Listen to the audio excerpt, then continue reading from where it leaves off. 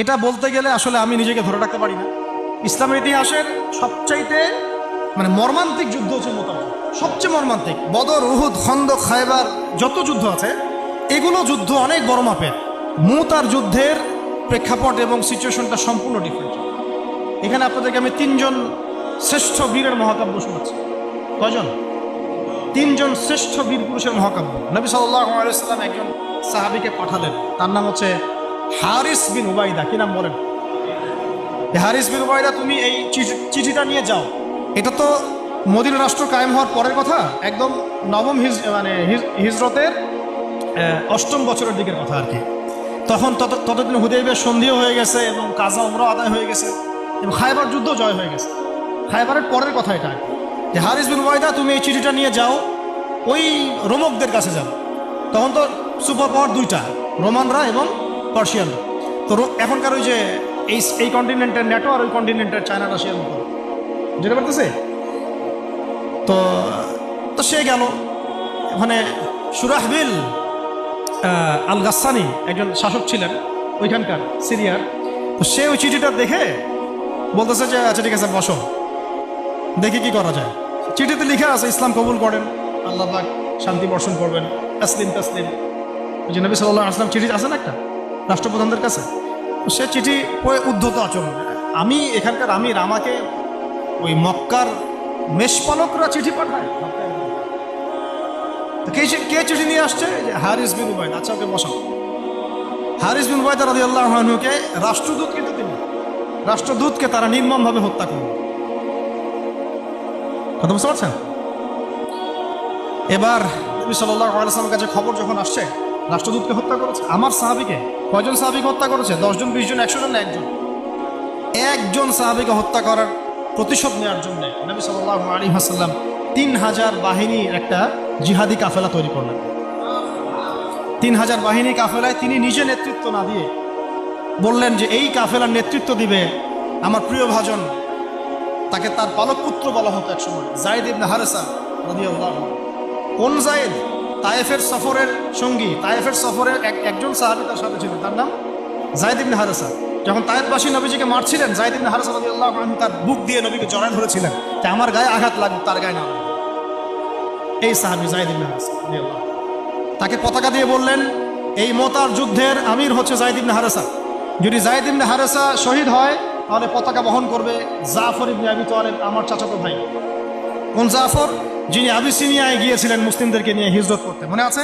যিনি বাদশাহ নাজাশির সামনে কুরআন তেলাওয়াত করার, সূরা মারিয়াম তেলাওয়াত করার কারণে বাদশাহ নাজাশির চোখ দিয়ে দরদর করে পানি পড়তে শুরু করেছে। ওই বাদশাহ নাজাশিও পরে ইসলাম কবুল করেছে, আলহামদুলিল্লাহ। জাফর রাদিয়াল্লাহু আনহু পতাকা বহন করবে যদি যায়েদ ইবনে হারেসা শহীদ হয়। এরপরে যদি জাফরও শহীদ হয়, পতাকা বহন করবে আমার আরেক প্রিয় ভাজন সাহাবী আব্দুল্লাহ বিন রাওয়াহা রাদিয়াল্লাহু আনহু। আব্দুল্লাহ বিন রাওয়াহা রাদিয়াল্লাহু, যাকে যে কোনো মুহূর্তে যদি বলতেন ইসলাম নিয়ে একটা শের বলেন, একটা কবিতা বলেন, ইনস্ট্যান্ট তিনি শের বলে ফেলতে পারতেন। এত সুন্দর, এত উন্নত কাব্য প্রতিভা ছিল তার মধ্যে।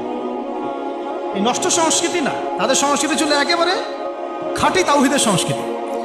এমনকি কাবা তাওয়াফ করছেন যিনি, তখন কাবা তাওয়াফ করছেন বিদায় কাজা উমরা আদায় করার সময় নবীর সামনে সামনে তিনি ঘুরছেন এবং আবৃত্তি করছিলেন একটা কবিতা কাফেরদেরকে আঘাত করার জন্য। এই কাফেররা দেখো, তোমরা যাকে বের করে দিয়েছিলে তিনি আজকে সসম্মান এখানে ঘুরতেছেন। ওমর রাদিয়াল্লাহু আনহু বলছিলেন যে কাবা তাওয়াফ করার সময় তুমি এগুলো বলছো?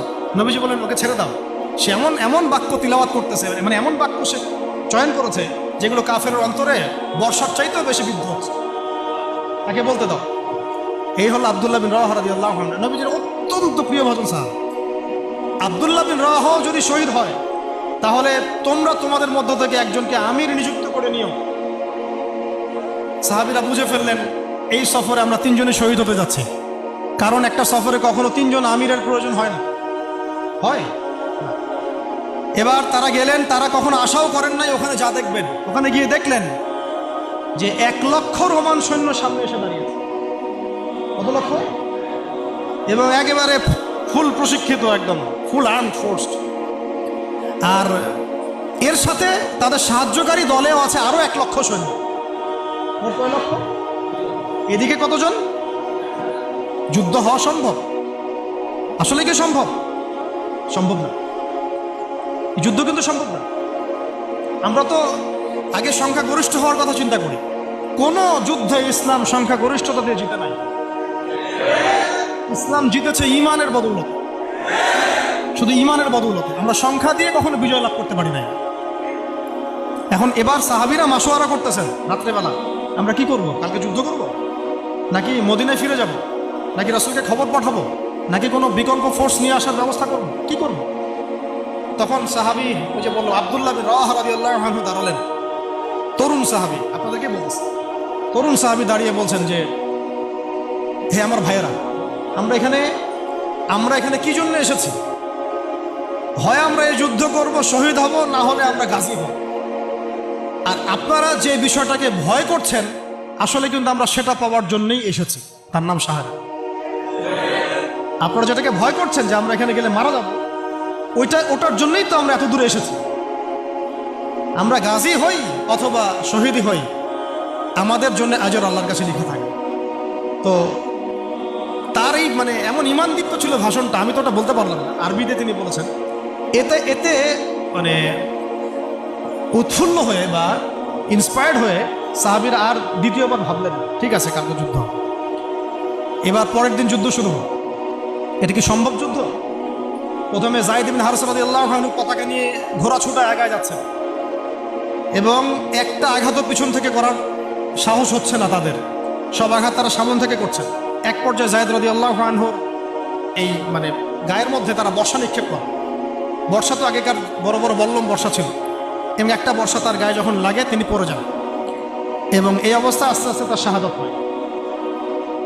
পতাকা পড়তে দেন নাই, পতাকা নিয়ে নিয়েছেন জাফর ইবনে আবি তালিব রাদিয়াল্লাহু আনহু হাতে, এবং জাফর রাদিয়াল্লাহু আনহু যুদ্ধ করতে থাকেন, এত বীর বিক্রমে যুদ্ধ করতে থাকেন যে এক পর্যায়ে তিনি তার নিজের কালো এবং লাল ডোরাকাটা ঘোড়া ছিল, সেই ঘোড়ার পা নিজেই কেটে ফেলেন, যে আমার যেন পালিয়ে যাওয়ার মন না উঠে, তারা যেন আমার ঘোড়া ইউজ করতে না পারে।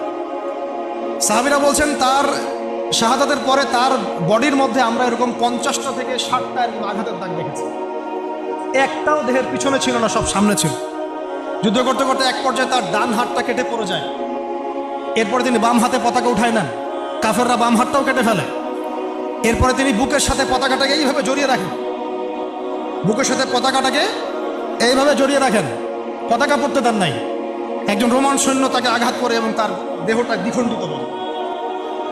এই খবর নবী সাল্লাল্লাহু আলাইহি ওয়াসাল্লাম ওই মদিনায় বসে বসেই পাচ্ছিলেন। তিনি বললেন এই মাত্র যায়েদ শহীদ হলো, এই মাত্র জাফর শহীদ হলো। একটু তিনি কান্নার ভাব চলে আসলো। একটু পরে নবীজি হেসে দিলেন। সাহাবীরা বলছেন আপনি হাসছেন কেন আসলেন? তিনি বলছেন যে জাফর এর ডান হাত প্রথমে কেটে গেছে, তারপর বাম হাত কেটে গেছে। আল্লাহ রাব্বুল আলামিন তাকে এই দুইটা কাটা হাতের বিনিময়ে জান্নাতে দুইটা বড় বড় পাখা দিয়েছে। এইটা দিয়ে তিনি জান্নাতে ঘুরে বেড়াচ্ছেন আর ফল খাচ্ছেন। তার নাম হয়ে গেল জাফর আত-তাইয়ার, জাফর আত-তাইয়ার, পাখাওয়ালা। এরপরে পতাকা হাতে নিলেন সেই আব্দুল্লাহ বিন রাওয়াহা রাদিয়াল্লাহু আনহু। তিনিও তো বীর বিক্রমে যুদ্ধ করতে লাগলেন। এক পর্যায়ে তিনি একটু কান্না করেছিলেন। সাহাবীরা বলছেন আপনি কি ভয় কান্না করতেছেন? জি না, আমি ভয় কান্না করছি না, বরং কোরআনের একটা আয়াত আমার মাথায় আসছে বলে আমি কান্না করছি। সে আয়াতটা ছিল সূরা মারিয়ামের মধ্যে, ওয়া ইম মিনকুম ইল্লা ওয়ারিদুহা কানা আলা রাব্বিকা হাতমান মাকদিয়্যা, একটা আয়াত আছে কোরআনে সূরা মারিয়াম। এটা হচ্ছে আপনার রবের একেবারে একটা চিরনির্ধারিত একটা বিষয়, যে তোমাদের সবাইকে, আবার বলছি ওয়া ইম মিনকুম ইল্লা ওয়ারিদুহা কানা আলা রাব্বিকা হাতমান মাকদিয়্যা, মানে তোমাদের সবাইকেই আবশ্যিকভাবে ম্যান্ডেটরিভাবে এই জান্নাত জাহান্নামের উপর অবস্থিত এই পুলসিরাত পার হতেই হবে। এটা তোমার রবের একটা প্রাচীন একটা মানে স্টেটমেন্ট, এটা তোমাকে করতেই হবে, সবাইকে করতে হবে। এই আয়াতটা মনে হয় আমার কান্না আসতেছে। একজন তাকে একটা হাড্ডিওয়ালা গোশত এনে দিয়েছিল, তিনি সেই গোশতটা খাওয়ার জন্যে চেষ্টা করছিলেন, পরে একটা কামড় দিয়ে ফেলে দিয়েছেন। তারপরে তিনি ছুটলেন যুদ্ধ করার জন্যে, এবং ওই সময় একটা কবিতা আবৃত্তি করেছে, হে আমার মন, তোমার নফস হয়তো চাচ্ছে, তুমি হয়তো চাচ্ছ এখান থেকে পালিয়ে যাওয়ার জন্য, জেনে রাখো সামনে তুমি যা দেখছো এর পিছনেই আছে জান্নাত। শেষমেশ কি জীবন দেখেন, কি ব্যক্তিত্ব, কি ক্যারেক্টার, কেমন গায়রত, কেমন ইজ্জত, কেমন সম্মান, কি জীবন। এরপরে তিনিও শহীদ হলেন, পতাকা হাতে তুলে নিলেন আল্লাহর বীর খালেদ বিন ওয়ালিদ রাদিয়াল্লাহু আনহু, তাকে পতাকা দেওয়া হয়। তিনি কিন্তু নতুন মুসলিম হয়েছে। উহুদের যুদ্ধের যে ক্রাইসিস, এটা কিন্তু তার হাতে। কাজা আমরা আদায় করতে গিয়ে নবীজি চিঠি লিখে দিয়েছেন, ছোট্ট করে একটা, একজনের দ্বারা লিখিয়েছেন যে খালিদকে চিঠিটা পৌঁছে দিও। ওখানে লেখা আছে, খালিদ তুমি যদি কাফেরদের পক্ষ অবলম্বন না করে মুসলিমদের পক্ষ নিতা কতই না ভালো। ঠিক আছে, এই একটা লিখা একটা চিঠি খালিদ রাদিয়াল্লাহু আনহু একবারে কলিজাটা কাঁপায় ফেলছে। তিনি মক্কা থেকে মদিনায় গিয়ে নিজে ইসলাম কবুল করে আসছেন এবং নবী সাল্লাল্লাহু আলাইহি ওয়াসাল্লাম তাকে কিন্তু আন্ডারস্টিমেট করেন নাই। তার হাতে উল্টা তরোয়াল উঠাই দিয়ে বলছেন যে আজকে থেকে এই তরোয়াল তোমার এবং তোমার নাম হচ্ছে সাইফুল্লাহ, তুমি আল্লাহর তরবারি। এরপর থেকে তিনি প্রায় ৮০-৯০টা যুদ্ধ করেছেন, সবগুলোতে জয়লাভ করেছেন। ওই খালিদ রাদিয়াল্লাহু আনহু পতাকা তুলে নেন মোতার যুদ্ধে। তারপরে সিরাতের মধ্যে আসছে, তিনি বলছেন নিজের ভাষায় যে ওই দিন আমার হাতে 9টা তরোয়াল ভেঙে গেছে। যুদ্ধ করতে করতে করতে করতে ওই দিন আমার হাতে 9টা তরোয়াল ভেঙে গেছে। তিনি ছিলেন যুদ্ধ কৌশল অত্যন্ত পারদর্শী, হুটে হাটে কোনো কাজ করতেন, অনেক পারদর্শী। তিনি ডানের সৈন্যকে বামে নিয়ে আসছেন, বামেরটাকে ডানে নিয়ে গেছেন, সামনেটাকে পিছনে নিয়ে আসছেন, পিছনেটাকে সামনে নিয়েছেন। বর্ষা যারা ছিল তাদেরকে পিছনে নিয়ে আসছেন, তীরন্দাজদেরকে সামনে দিয়েছেন। মানে ওদেরকে ভেবা চাকা খাওয়াই দিয়েছেন যে ওরা মনে করতেছে এরা মনে হয় অনেক, হ্যাঁ এরা মনে হয় আরো বিকল্প ফোর্স নিয়ে আসছে মনে হয়। ওরা আস্তে আস্তে পিছনের দিকে যাওয়া শুরু করতেছে, আর এদিকে মুসলিমরা একটু একটু করে সেফ জোনে আসার চেষ্টা করতেছে পিছনের দিকে। ওরা ভাবতেছে পিছনের সামনে যদি আগাই হয়তো পিছন থেকে ওরা আরো সৈন্য নিয়ে আসছে, আমাদেরকে আক্রমণ করে। এই আল্লাহ পাক ভয় চাপাই দিলেন, এরা পালায় চলে গেল। ৩,০০০ সৈন্য নিয়ে ২ লক্ষ সৈন্যকে পরাজিত করা হয়েছে। খালিদ রাদিয়াল্লাহু আনহু বললেন আমার হাতে সেই দিন 9টা তরোয়াল ভেঙেছে, আর শেষমেশ ছোট্ট একটা ইয়েমেনি চাকু দিয়ে আমি যুদ্ধ করেছি। তাহলে চিন্তা করেন কত কাফের মারা গেছে। আর মুসলিমদের মধ্যে মাত্র 12 জন সাহাবী শহীদ হয়েছে। মাত্র 12 জনকে তারা মারতে পারছে, বাকিদেরকে মারতে পারবে।